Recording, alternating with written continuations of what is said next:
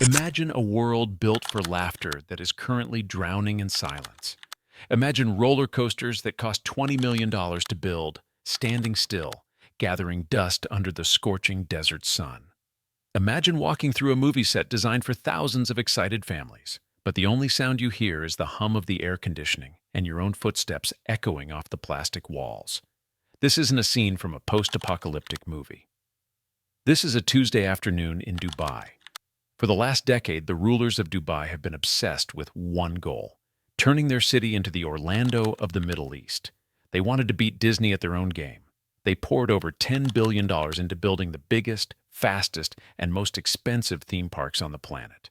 They promised a wonderland that would attract 20 million visitors a year. They built IMG Worlds of Adventure, the largest indoor theme park in history. They built Dubai Parks and Resorts, a sprawling complex meant to rival Disney World. They even planned a Six Flags. But today, the dream has turned into a financial nightmare. The crowds never showed up. The rides are running empty. And one of the parks has already been demolished before it could even turn a profit. In this video, we are going to take you inside the gates of Dubai's ghost parks. We are going to investigate why these billion-dollar playgrounds are failing, why the scorching climate makes them physically dangerous to operate, and why tourists are choosing to stay away in droves. We are going to expose the catastrophic financial losses, the canceled projects, and the desperate attempts to cover up the truth.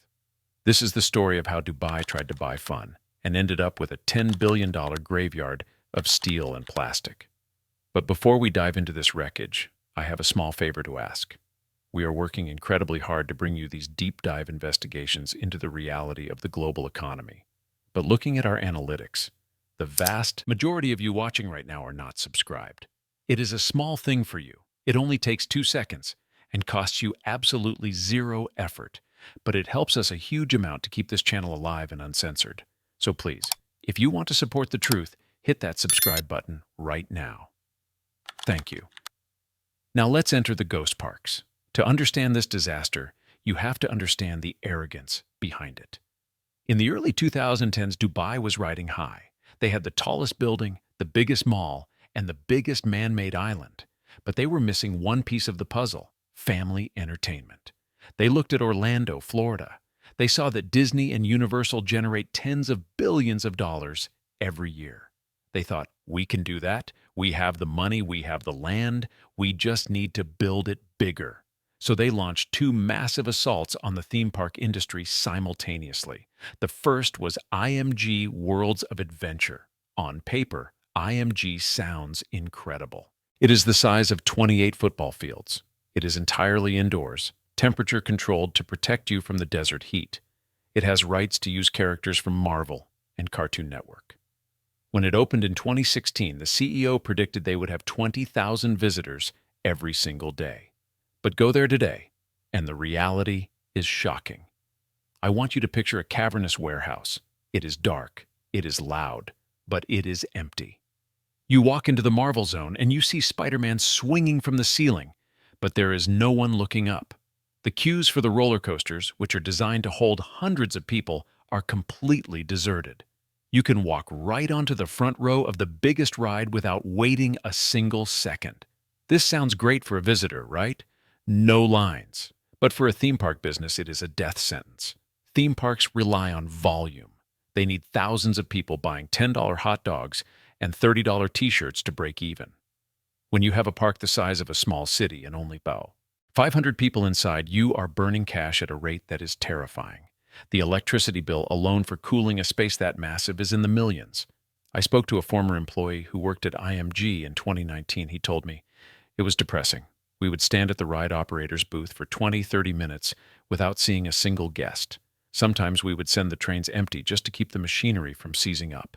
It felt like we were working in a museum, not a theme park. The management was always panicking, trying to cut shifts, turning off lights in the back corridors. You could smell the desperation. Why did IMG fail? It wasn't just the lack of people, it was the location. It is built in the middle of nowhere, on the edge of the desert, far from the main tourist hubs of the marina or downtown.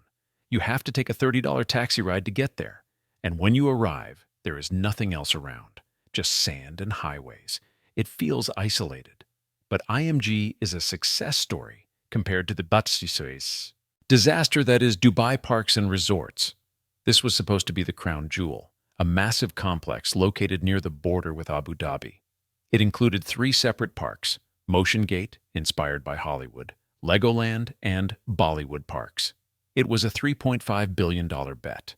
They projected 6.7 million visitors in the first full year. The actual number?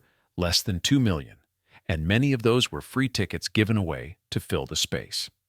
Let's talk about the Bollywood Parks disaster. This was the first theme park in the world dedicated to Indian cinema.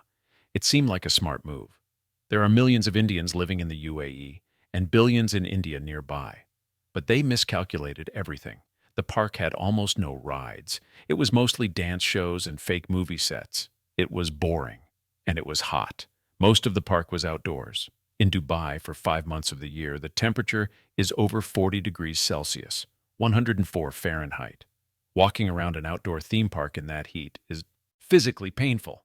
The pavement radiates heat. The metal railings burn your hands. Tourists tried it once, got heat stroke, and told their friends, never again. The reviews were brutal, overpriced, nothing to do, a ghost town.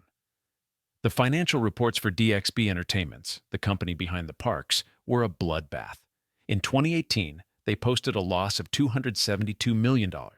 In 2019, another huge loss. The stock price crashed by over 90%. It became a penny stock. The company was drowning in debt. Eventually, they had to admit defeat. In a humiliating move, they permanently closed Bollywood Parks in 2023. They didn't just close it, they demolished it. They tore down the Taj Mahal replica.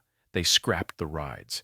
A park that cost hundreds of millions to build was flattened less than 7 years after opening. That is the definition of a failed investment. And what about Motiongate? It is still open, but it is limping. It features rides based on The Hunger Games and Shrek. The rides are actually decent. Some are world-class. But the atmosphere is dead. A theme park needs energy. It needs the screams of kids, the music, the smell of popcorn. When you take that away, you are just walking through a collection of plastic statues in the silence. It creates a liminal space effect, that eerie feeling of being in a place that should be crowded but is empty. Visitors report feeling uncomfortable, almost anxious. It feels like the park has closed for the night, but you are still stuck inside. Then there is the Six Flags fiasco. This is the phantom limb of the Dubai theme park body. They announced a Six Flags Dubai with massive fanfare. It was going to have the world's biggest roller coaster. They started construction. They raised money from investors. And then, silence. The money ran out. The visitor numbers at the other parks were so bad that Six Flags pulled the plug. The project was canceled. The construction site sits there today, a patch of dirt with a few concrete pylons sticking out, a monument to hubris. So why did this happen? Why did Dubai fail where Orlando succeeded? Reason number 1, the IP problem. Disney and Universal work because people have an emotional connection to the characters. You cry when you see the Cinderella castle. You feel the magic when you enter Hogwarts. Dubai bought second-tier rights. Hunger Games, Ghostbusters, the Smurfs. These are fine, but people don't plan a $10,000 family vacation around the Smurfs. The emotional hook isn't there. It feels like a generic copy, a store-brand version of Disney. Reason number 2, the cost. Dubai is incredibly expensive. A family of 4 visiting these parks is looking at hundreds of dollars in tickets, plus expensive food, plus expensive transport. When you compare the value proposition to Orlando or even Disneyland Paris, Dubai loses. In Orlando, you get 50 years of history and perfection. In Dubai, you get a 5-year-old park that feels half-finished and empty. Reason number 3, the heat. You simply cannot fight the sun. Disney World in Florida gets hot, yes, but it rains. It cools down. In Dubai, the heat is oppressive and relentless. Building outdoor theme parks in a desert was an act of arrogance against nature. They thought they could engineer their way out of it with misting fans and air conditioning zones, but it doesn't work. Humans are not designed to stand in line in 110-degree heat. Reason number 4, the tourist demographic. Who goes to Dubai? Influencers, young couples, business people, and luxury shoppers.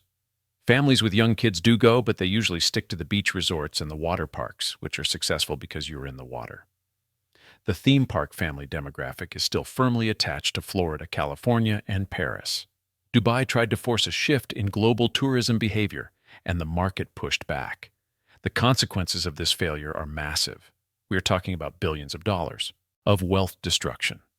The banks that lent the money have had to restructure loans. The government has had to step in and delist the company from the stock market to stop the bleeding from being public. They have essentially nationalized the losses. And now they are trying to pivot. They are rebranding. They are trying to add a Real Madrid theme park, yes, really, to the site of the old Bollywood Park. They are hoping that football fans will save them. But it feels like another desperate roll of the dice. The ghost parks of Dubai are a warning. They show what happens when you build for ego instead of demand. They show that you cannot just copy-paste a business model from America to the Middle East and expect it to work. Culture cannot be bought. Magic cannot be manufactured in a boardroom. If you walk through Motiongate today, you might see the Hunger Games zone. It is ironic. The movies are about a dystopian society where the rich live in excess while the poor struggle. In Dubai, the park itself is a symbol of that excess crumbling under its own weight. The roller coaster called Capital Bullet Train launches you from 0 to 50 miles per hour, screaming into the empty air. There is no one there to hear you scream. For the investors who bought into the hype, for the small businesses that opened food stalls inside these parks and went bankrupt, the ride wasn't thrilling. It was terrifying. And unlike a roller coaster, they couldn't just get off when it was over. They lost real money. As Dubai faces an uncertain economic future, with competition rising from Saudi Arabia, who are building their own massive Dragon Ball Z theme park, good luck with that. These abandoned and empty zones stand as liabilities. They are bleeding cash every day they stay open. But closing them would be an admission that the Dubai dream has limits. So they stay open. Zombie parks. Animated corpses of an industry that never really lived. If you are planning a trip to Dubai, by all means, go to the water parks. Aquaventure is great, but think twice before you trek out to the desert to see Shrek. You might be the only one there. And while having a private theme park sounds cool for an hour, eventually the silence starts to get to you. You start to wonder, where is everybody? And then you realize, they are all in Florida. I want to know your thoughts. Have you visited these parks? Did you experience the ghost town vibe? Or did you actually enjoy having no lines? Do you think Dubai can turn this around, or should they just bulldoze the rest and build more condos? Let me know in the comments below. I read every single one. And remember, if you want to know the truth about the world's biggest economic bubbles before they pop, you need to be here. We don't sell dreams, we sell reality. Make sure you liked this video if you learned something new. It really helps the algorithm show this investigation to more people. Hit subscribe, turn on the bell, and get ready for our next video. We are going into the artificial rain disaster. You won't believe what the chemicals are doing to the city. Stay skeptical, stay safe, and don't believe the brochure. Thanks for watching, and I'll see you in the next video.